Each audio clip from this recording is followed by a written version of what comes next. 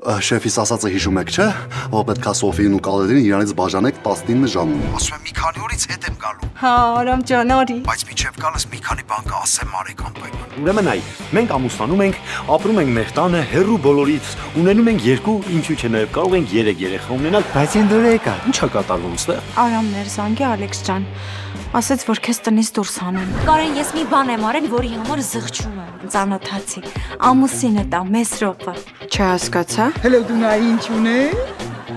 Շատ սիրուն է, բայց ես այսքան փող չունեմ, չէ։ Դե լավ էլի Կարեն, 20,000 դրամն ինչ փող է որ։ Մամ, հեռախոսս տեսել ես։ Հա, հեսա։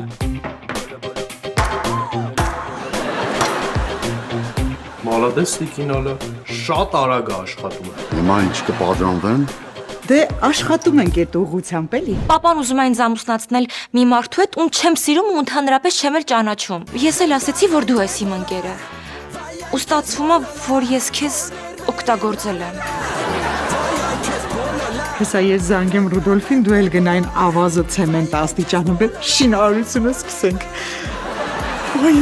ինչ եղա։ Բոլոլա 5, երկուշաբթի օրը Armenia Premium-ի եթերում։ Միացիր մեզ, բաժանորդագրվիր մեր սոցիալական հարթակներին և ստացիր հնարավորություն առաջինը տեղեկանալու մեր նոր նախագծերի մասին։ Այլ կերպ ասած, բաժանորդագրվիր, ծանուցվիր և վայելիր լավագույնը։